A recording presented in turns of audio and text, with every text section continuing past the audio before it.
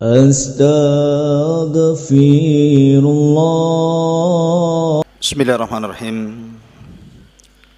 Assalamualaikum warahmatullahi wabarakatuh. Alhamdulillah wassalatu wassalamu ala Rasulillah wa ala alihi wa sahbihi wa mawalah wa la hawla wa la quwata illa billahi wa ba'du. Alhamdulillah, segala puja dan puji hanya milik Allah Subhanahu wa taala. Di malam hari ini kembali kita bisa duduk untuk bertalabul ilmi lewat media Humairah Channel.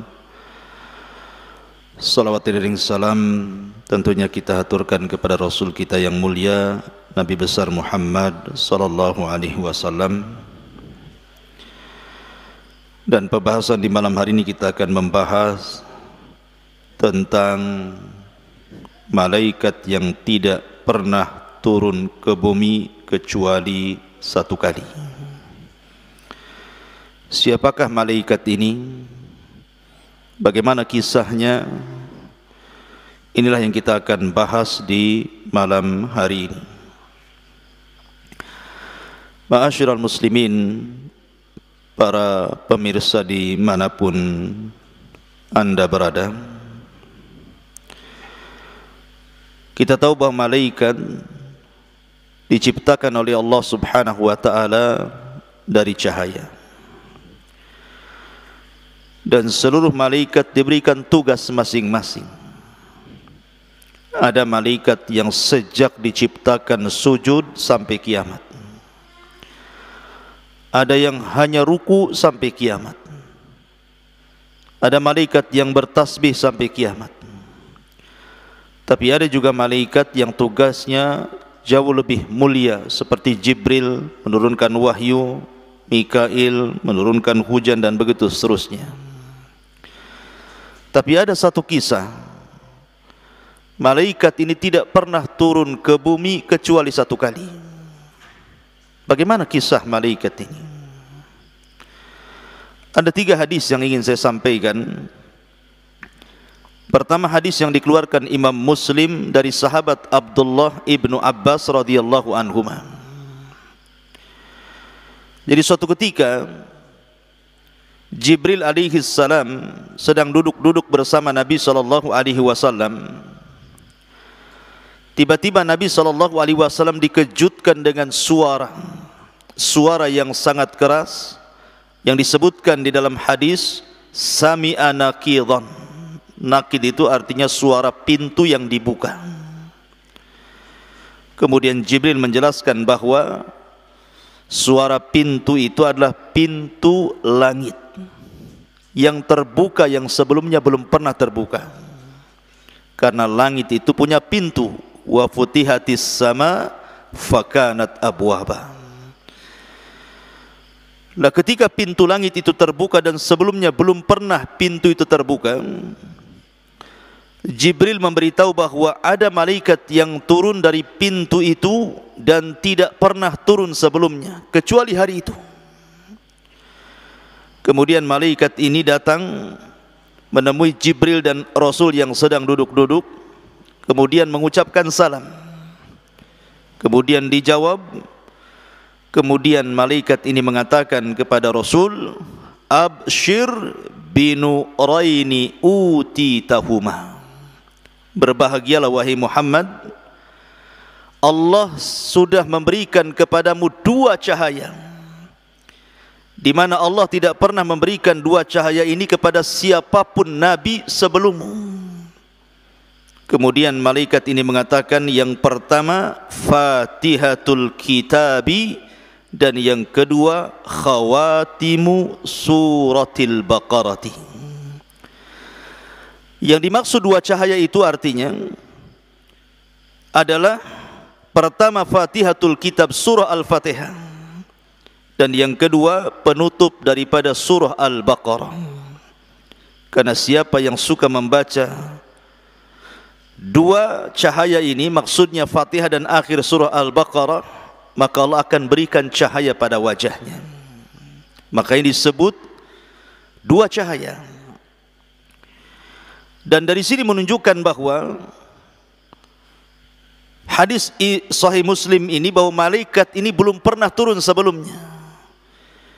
Jadi malaikat ini diperintahkan Allah Subhanahu wa taala hanya untuk menyampaikan surah Al-Fatihah dan akhir surah Al-Baqarah. Karena kalau kita melihat tartib turunnya Al-Qur'an, kita tahu bahwa Al-Qur'an itu pertama yang turun surah Al-Alaq. Kemudian yang kedua surah Al-Mudaththir. Kemudian yang ketiga surah Al-Qalam. Kemudian yang keempat surah Muzammil. Kemudian yang kelima surah Al-Fatihah. Yang keenam surah Lahab. Kemudian surah-surah yang lainnya. Dan hadis ini menunjukkan tentang keutamaan surah Al-Fatihah, bahwa surat ini adalah satu-satunya surat yang diturunkan oleh Allah lewat malaikat yang belum pernah turun ke bumi kecuali satu kali.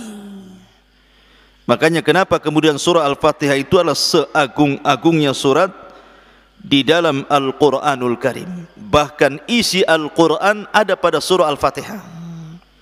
Kita tahu bahwa Al-Quran itu isinya sepertiga bicara tauhid, sepertiga bicara hukum-hukum fikih, dan sepertiganya bicara akhlak atau kisah-kisah para nabi. Dan di Al-Fatihah semua tergabung tiga-tiganya, baik tauhid, ibadah ataupun akhlak. Kemudian yang kedua, akhir daripada surah Al-Baqarah juga memiliki keistimewaan.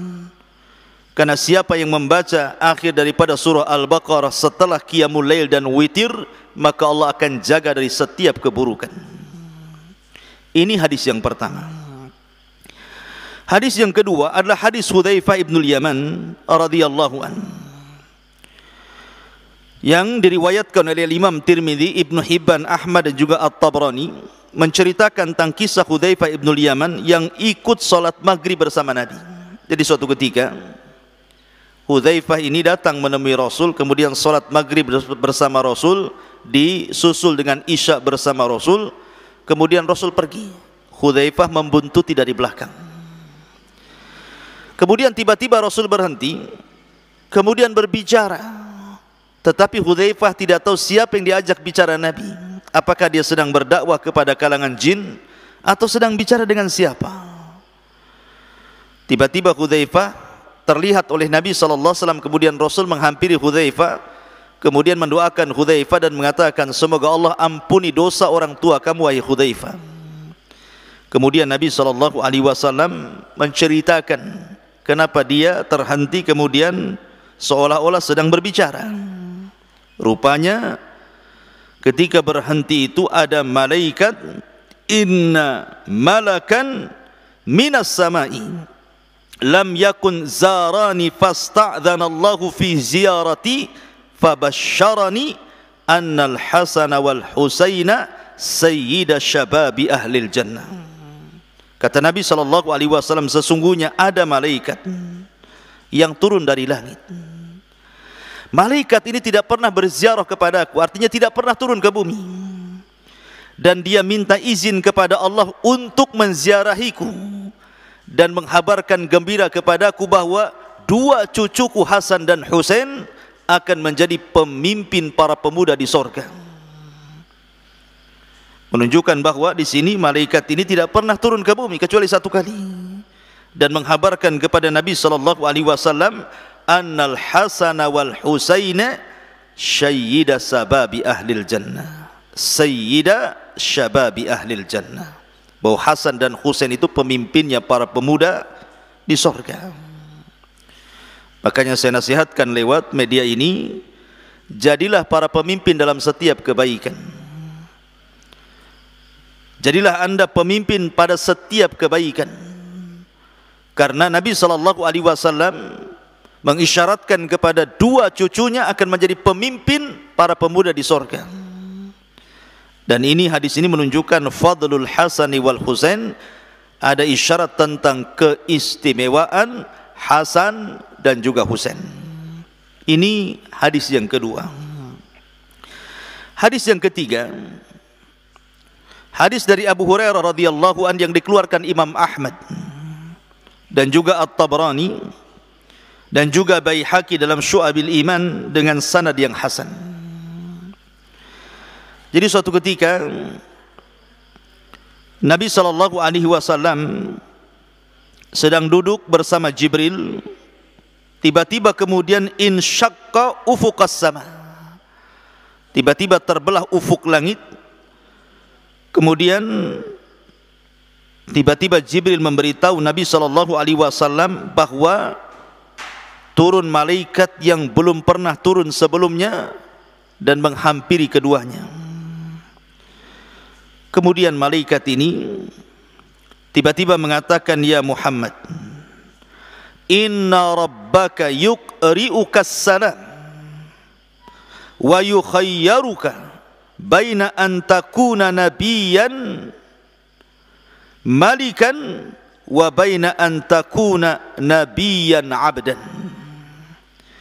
Tiba-tiba malaikat yang tidak pernah turun ini kecuali satu kali itu memberitahu kepada Rasul, wahai Muhammad, sesungguhnya Rabbmu menitipkan salam kepadamu dan Rabbmu memberikan pilihan kepadamu. Apakah engkau ingin menjadi seorang nabi plus raja, ataukah menjadi seorang nabi dan menjadi hamba biasa? Kemudian Jibril mengisyaratkan kepada Rasul untuk merendahkan diri di hadapan Allah. Maka Nabi SAW pun mengatakan kepada malaikat itu, saya memilih an akuna nabiyyan abda, aku lebih baik menjadi seorang nabi plus juga hamba biasa, bukan seorang raja. Kemudian malaikat ini pergi dan naik lagi ke langit. Kemudian Nabi SAW bertanya kepada Jibril, wahai Jibril, itu tadi malaikat itu siapa? Maka Jibril alaihi salatu wassalam mengatakan, itulah Israfil. Khalaqahullah, Allah telah menciptakannya. Yauma khalaqahu baina yadayin safan qadamaihi la yarfa'u tarafuhu atau tarfahu bainahu wa baina rabbi sab'una nura. Ini malaikat Israfil ini diciptakan oleh Allah Subhanahu wa taala. Kita tahu tugasnya apa? Israfil ini meniup sangkakala. Dan sejak Nabi SAW diutus menjadi Nabi dan Rasul, disitulah mulailah Israfil meletakkan ujung sangkakala di mulutnya. Sampai-sampai ada kisah begini, suatu ketika Nabi SAW tidak enak makan, tidur, minum, tidak enak. Tiba-tiba kemudian sahabat bertanya kepada Nabi SAW tentang kemurungan Nabi ini. Maka Rasul mengatakan, fakaifa un'am wa qad iltaqamahu wa qad iltaqama sahibul qarni qarnan. Bagaimana aku bisa merasakan nikmat, kata malaikat Nabi ini, sementara Israfil sudah meletakkan moncong trompetnya di mulutnya dan siap untuk meniup sangkakalanya. Makanya wajar Rasul mengatakan bahwa antara dia Rasul sallallahu alaihi wasallam dan hari kiamat itu seperti dua jari, kata Rasul, jari tengah dan jari telunjuk, karena dekatnya. Kenapa? Karena tidak ada nabi sepeninggal Nabi sallallahu alaihi wasallam. Inilah kisah tentang malaikat yang tidak pernah turun ke bumi dan hanya satu kali turun ke bumi di 3 riwayat yang saya baca. Mudah-mudahan ada manfaatnya. Subhanakallahumma bihamdika asyhadu an la ilaha illa anta astaghfiruka wa atubu ilaik. Allahu ta'ala a'lam. Assalamualaikum warahmatullahi wabarakatuh.